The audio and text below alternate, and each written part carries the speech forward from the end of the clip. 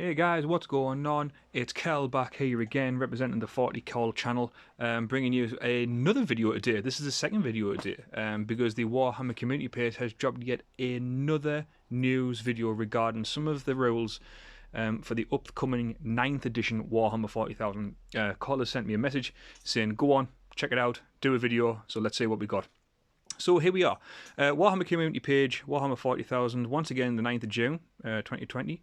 And it says, tanks are back on track. Okay, so I'm guessing this is something to do with the heavy weapons rule that was reviewed and quickly mentioned in the release for 9th edition. So what have we got? There are a few more enjoyable experiences in games of Warhammer 40,000 than blowing your opponent's forces to pieces with a devastating battle tank, gigantic walker, or gribbly beast, indeed.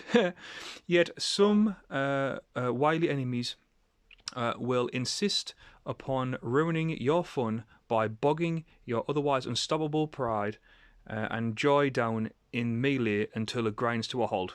No more. Okay, so what that refers to is if you've got like a big battle tank and you're going up against loads of nids, loads of orcs, big horde army, they'll rush the horde army in, surround your tank, so you cannot shoot that tank into combat. And the big guns, like the ones you can say there, which I think is a Baneblade, Lehman Russ battle tanks, there's all kinds on there. All the guns on that become ineffective. You cannot shoot them. Now, this was reviewed where they're going to possibly be able to shoot guns into close combat. So let's see. So that's right, vehicles and monsters of every description about to become a whole lot more menacing in the new edition, as they'll be able to deal with the pesky attention of enemies within engagement range. That's 1 inch to you and me, so close combat basically, by shooting them to pieces point blank. And what we got here, big guns never tire. A vehicle or monster model can make attacks with ranged weapons even when its unit is within engagement range of enemy units. Okay, so close combat again. But it can only make such attacks against enemy units that is within engagement range of.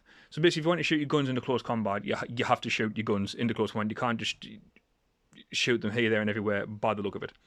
In such circumstances, vehicle and monster models can target an enemy unit within, even if other friendly units are within engagement range of the same enemy unit.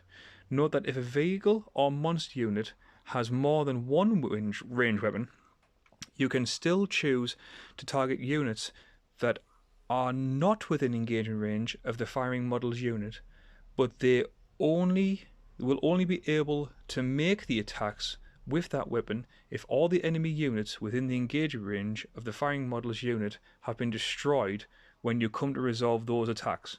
Okay, so basically what that means is if your gun has if your model has like 3 guns, 3 different guns. So say it's got like a heavy bolter, a Icarus rocket pod, and a heavy stubber, and you declare that you're going to fire the heavy bolter into the enemy of units that you're in close combat with, and the other guns are going to go into something further away.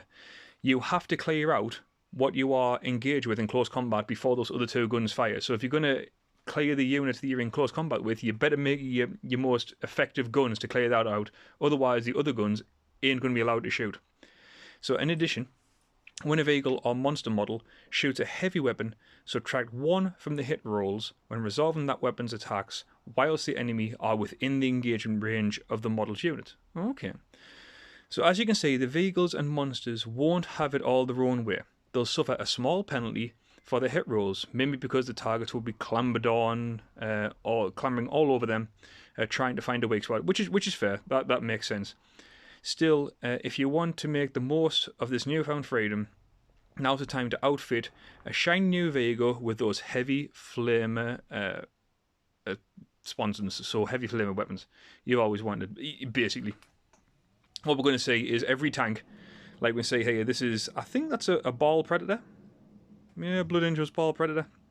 Yeah, we're going to see every tank now with some sort of heavy flamer option to get those auto hits into close combat. That's what you're going to see. You're going to see less range, more fire. That's what I think is going to happen. You're going to see maybe two flamers and a heavy weapon on top, that's what I would do. I would go for those auto hits, especially heavy flammers. Heavy flammers is 2d6 auto hits, strength 5, AP -1. That's what I'll be going for. A lot of my stuff has flamers anyway, so I'm not too worried about that. But at least it gives you the option to shoot guns into close combat. That's a step in the right direction for me. Of course, if you're a Tyranid player, being able to shoot into combat with all your monsters is just the icing on the cake, as they'll already be sweeping through the enemy ranks with each swing of their silent talons and enormous claws. Nidzilla armies are coming back with a vengeance, which is true. Nids in close combat are now going to get full range of everything. So what this is probably designed as is if you're playing Fluffy and playing how a Nid army should be played, you are going to charge everything full blast, devour that biomass straight into the enemy lines, and you're going to be eating, you're going to be gouging, you're going to be clawing away at those troops and now tanks as well. I think that's a great rule. It'll be a bit weird and complicated to play at first, but I think once people get the hang of it, it'll be fine, especially around the rule of if your tank or your monster has more than one weapon. That's going to need some careful resolution, but I'm sure people are up to it and people are up to the challenge. I love the pictures they put it as well on the community page, the nids, the tanks, and everything. Okay, final bit. So it's fair to say that it looks like tanks, armoured walkers, and monstrous creatures will soon be back on top of the damage dealing pile, right where they should be. On the topic of damage dealing, check with us tomorrow, where we'll be revealing exactly what blast weapons are and what they do in the new edition. Okay, let us know which behemoth or behemoths of choice you'll be looking to obliterate your foes with in the new edition. Okay, when I'm talking about blast weapons, I hope they don't bring blast markers back. Blast markers was around a long time ago, and I thought it was a really good idea when they got rid of them. I'm not looking forward if blast markers are making a return, to be honest. I mean, I can see why they would do with big tanks and stuff like that, but having to carry around more bits of kit around when there's already loads of kit that you've got to carry around it can be a bit of a pain. So I'm not particularly looking forward to that. But if it happens, it happens, and we shall deal with it like appropriate grown-ups. But yeah, that's going to be it for today, guys. If you haven't already subscribed and you're watching this video, please subscribe to the channel. We are a new channel dedicated to everything 40k and the upcoming 9th edition, so please subscribe. It would mean the world to me. Call. And if you like this video, please leave a like. Hit the like button now. Hit the like button now. Why not? Treat yourself. And leave some comments below and let us know what you think. What do you think is going to become back? Do you think blast markers are going to become blast templates? And if you have a Tyranid army, specifically, let us know how you're going to be running them from now on. Will you be changing your style of play? Will you be changing your weapons? Will you be changing your models? But that's it for now, guys. Once again, thank you very much. My pleasure. Second video of the day. Check with us back tomorrow, where we'll have even more videos, hints, tips, and reviews. And until next time, guys, see you later.